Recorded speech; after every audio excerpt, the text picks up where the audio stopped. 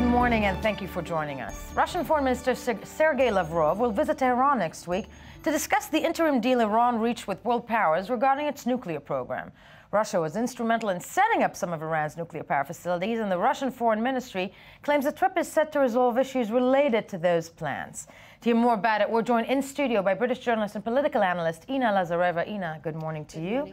And by our very own i24 News Moscow correspondent, who's here physically with us, Ilan Goran. Ilan, good morning to you.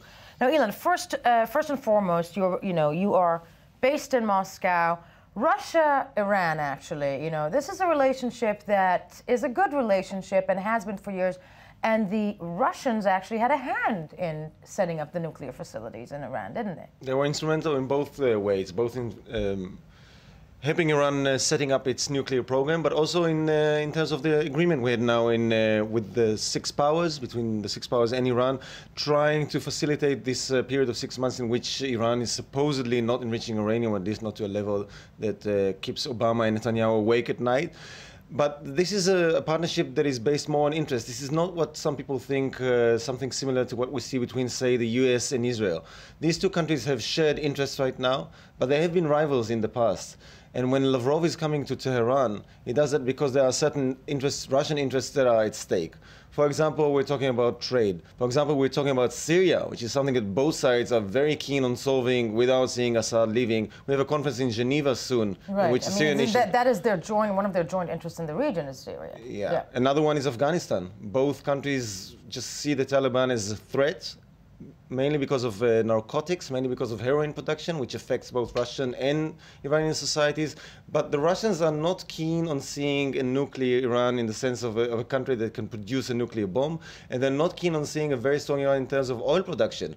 Because, for example, when the Russians voted for sanctions on Iran, of course, Russian oil was sold in better prices. So there's a balance here which both sides need to keep. They are partners, but they are not allies as close as other countries, such as the US and Israel, for example. Yeah, but in that respect, Inna Lazareva, well, first of all, Russia has been very instrumental, when it comes to this region in the latest months. It seems, though, that it has the most to gain from the world powers from this deal in Geneva with Iran, doesn't it? Russia, well, I would disagree with that. Okay. I'm not sure that a good deal with Iran is actually good for Russia, namely because of energy interests. If Iran comes, says, okay, we have reached a deal with the EU and others and will normalize relations, what this means for Russia is that its energy ties will be threatened. Iran will be able to supply energy to huge partners, energy-hungry partners like China and India, as well as the EU. Currently, Russia maintains almost an energy stronghold over Europe in terms of its energy supplies there. So it's definitely not in its interest. However, it's also not in its interest to see a nuclear Iran. So it's kind of, in my understanding, Russia's wavering in between. It's the status quo is actually the perfect situation for Russia, and it doesn't want any change from that. The status quo of what we have right now, essentially. And of course, it's also nice always to see the Americans get irritated, which is something the Russians are very good at in the last few years. But seriously speaking, I mean, this is about trying to show the world and, of course, countries in the Middle East and the Americans that there's a new actor around. And in that respect, when it comes to, that's the fascinating part to me about it. Lavrov going to Iran, being in Egypt a few weeks ago, it seems like it's etching back into the region. Any talk about that within diplomatic, political circles in Russia of its attempt to basically etch back in as a very big player in the Middle East. And the extraordinary thing about it is that the Russians were able to position themselves or even brand themselves as the responsible adult in that sense. They were the ones who prevented the Americans from launching a military strike on Syria. They were the ones who were instrumental in promoting this deal now with Iran, again stopping sanctions or perhaps a military action.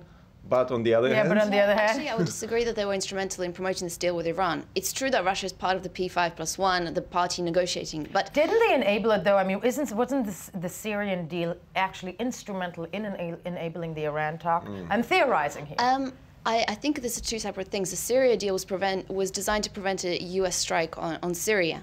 The Iran deal, actually, what brought Iran to the table, okay, the election of Rouhani, but also the crippling sanctions. And Russia has actually resisted being a party to these sanctions for the last 2 or 3 rounds. So the powers actually brought Iran to the table, that forced it to come to the table, are US and EU. But on the other hand, the Russians have abandoned their plans to supply advanced missiles to Iran. Right. And that sort of helped bringing this to the table, bringing them to the table, because they just didn't have the defense system they needed to stop any other strike by the Americans or the Israelis. So they said, all right, let's talk in that sense, in that case. So. And in that respect, the Lavrov trip to Iran, and again, I'm asking questions because we're theorizing.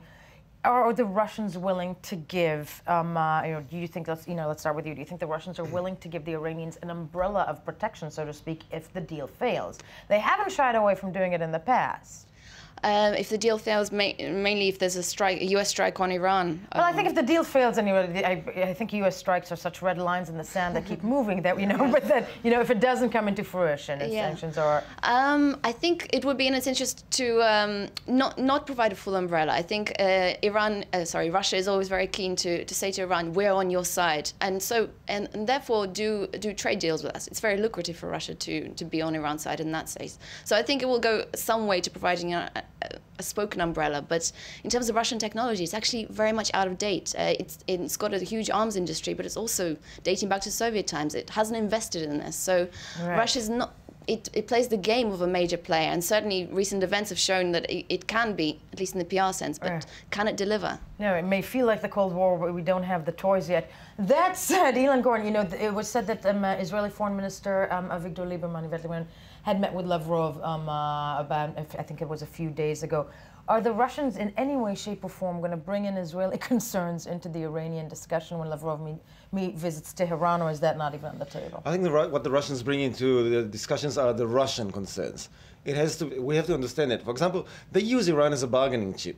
When they stopped the supplies of these famous S-300 missiles that were supposedly supplied also perhaps to Syria, but they stopped the supplies to Iran, but then they asked the Americans and got what they wanted. They said, all right, we're not going to give them those missiles, but you're not going to place your missiles in Poland. They use Israel and they use Iran for their own interests. They're not interested so much in the well-being of Iran or Israel, but the main thing is stability in the Middle East, stability on their periphery, and their influence enhanced. That's what they're looking for, and I think that's what they're going to try to get in Iran. Probably they're going to try and coordinate some sort of a position ahead of the Syria summit with Iran. Right, and which, as you said, concerns are joint with Iran and Russia on the Syrian level, and in that respect, Inna, the Russians in the Arab world, they seem to be faring better than the Americans.